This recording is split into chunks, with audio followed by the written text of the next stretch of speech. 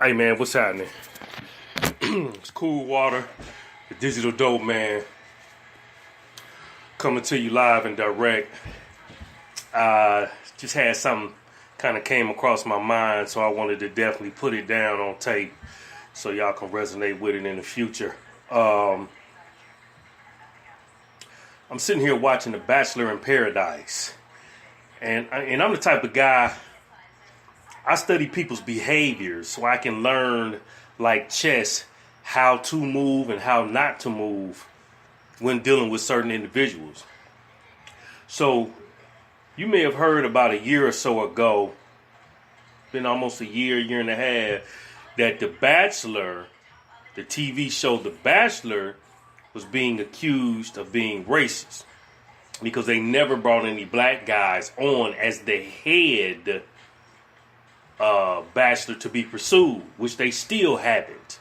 They have brought on black guys to be in the midst to pursue, the woman, or they may have brought on black women to come in and pursue the white guy. That's the main premier bachelor, or even with the bachelorette, they put the black girl, they put her on. And that was kind of quote unquote, here's your savior, if you will. So she ends up with a white guy. To each is his own, ain't no problem. If that's what you went to, that's what you went to. Watching The Bachelor in Paradise, I'm sitting back, and there's some cute white girls on there. Everybody young. They 30 and under. I think the oldest is 33. About 33 and under, 25 to 33. They bringing them in. Somebody get voted off, blase Scott, blase Skibby. So what I've noticed, and this is interesting, is that the black guys that are on the show all want white girls, right? And the black women that come on the show all want white men. But they never interact amongst each other and have conversations amongst each other or ask to go out with each other or so much as even look at each other as a possible potential mate. Which is really interesting because it's almost as if there's a hidden agenda to make sure y'all don't get together and bring about a for real nucleus of black people coming on this show and actually walking off as couples. You see what I'm saying? So there's, the black guy, he was a wrestler, forgot his name, but he was, he really in love with his little girl. He pursued two white girls. The one white girl he got with, they went to the wrestling match and, he did his thing and she just was giggling and laughing and kind of into him. Then she dumped him. He get with this other white girl, she really crazy about him and, he da-da-da-da-da and they back and forth, kikiing and cacaing. So eventually he ends up having to leave the show, or he decides to leave the show based off the mere fact that his daughter has some type of play, and he needs to be there so that he can make sure that he supports her. And I can relate, I understand that. So he leaves, and the girl cries and she boo-hoos and all of the necessary things that they do when they lose the man. But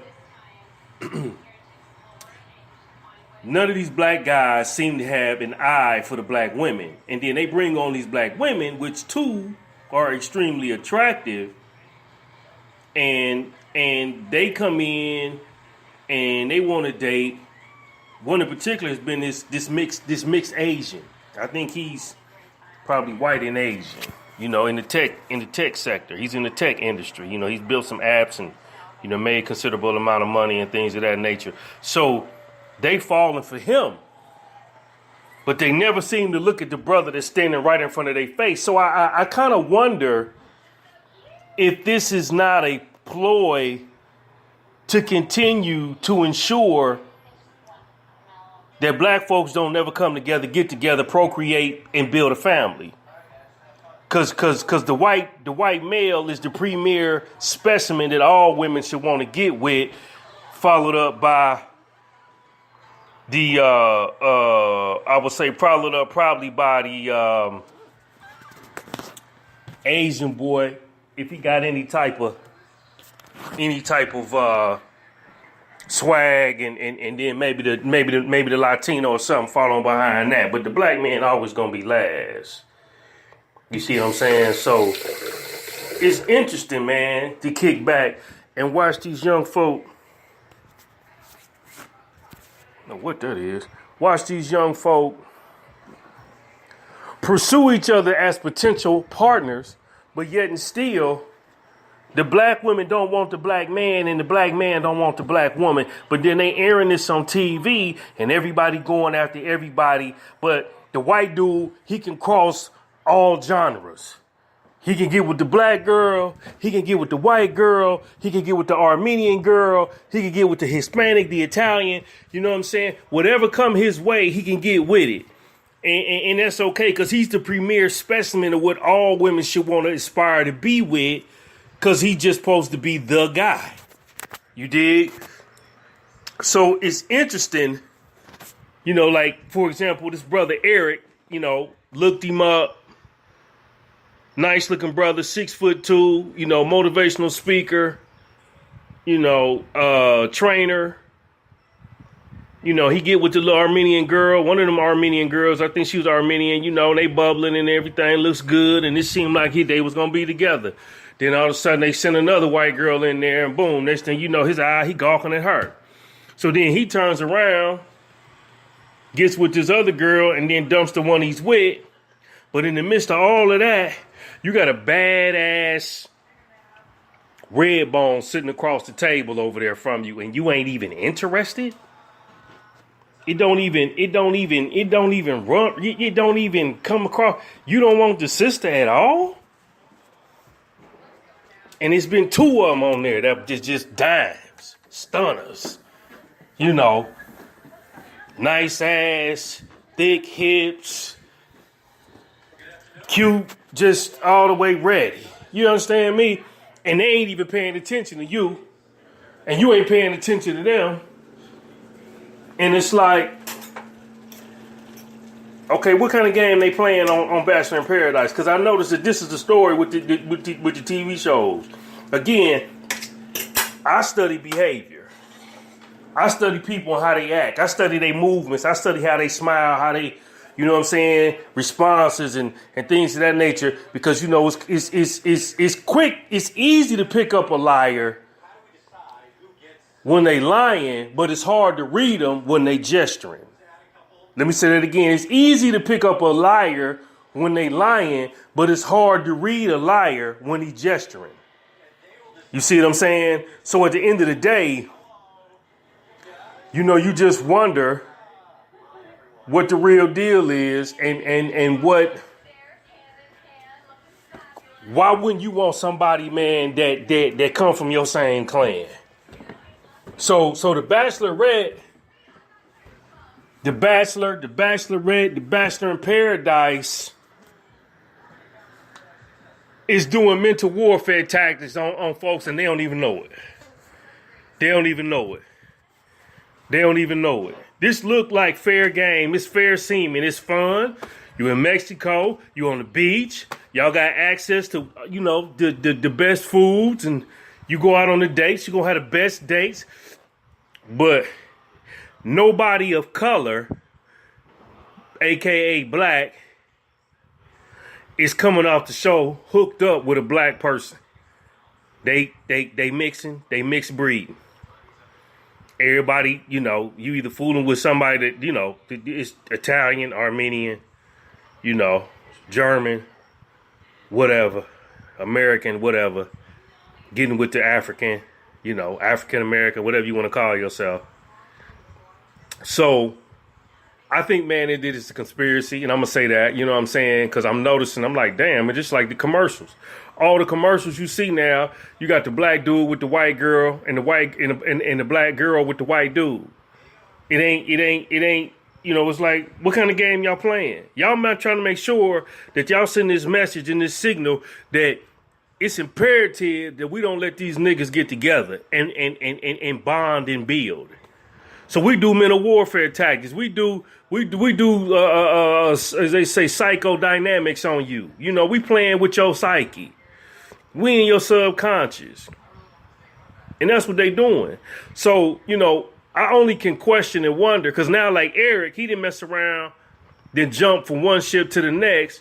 The white girls then got together and got to chopping it up. So now don't neither one of them want him, because he was looking suspect and looking fishy. And he out there, but the girl that's sitting over there, red bone, fine, banging body, you and her don't even talk. Y'all don't even say hello to each other. Which is some straight BS to me, man. So it's just something that I wanted to put out. I want to think about, because a lot of folk, man, don't read between the lines, man. They living on the surface. And when you living on the surface, you miss so much. You miss so much underneath the surface by not paying attention to what's really going on. The goal is to keep you from building, and as they say, building a nation. That's really what it's about. That's what it's always been about. Keeping the black family disintegrated, disconnected, discombobulated, whatever term you want to use. So it's going to be interesting to see who comes off of Bachelor in Paradise as the king and queen of the court, based off these manipulative things that they do, which they continue to bring new people in to disrupt once you get comfortable with a particular person, they bring somebody in that's attractive, and they throw a little monkey wrench, but they ain't bringing no black women in per se. They keeping the numbers low. 2 black women or 1 black woman to, 8, 9, white girls or what have you. 1 or 2 brothers to, 8 or 9 white guys. They keeping the numbers low so that it's not a influx and a restructuring of the relationship in black America on these particular TV shows. Bachelorette, Bachelor in Paradise. Hey, man, I'm Cool Water, man. I'm about to get off of here, man. Check me out as Cool Water, the Digital Dope Man. Look for me at thedigitaldopeman.com. We working on that. We getting ready to blow that site up out the water. Look for me at ishiphop.com, ishiphopdead.com. I'm sorry. Ishiphopdead.com. That's the blog site where you get the content, entertainment, business, education, politics, culture, and health. So look for that, and be on the lookout for the lecture series, Who Killed the Black Entrepreneur? The African American Entrepreneur's Holocaust. Peace and stay blessed. Holla.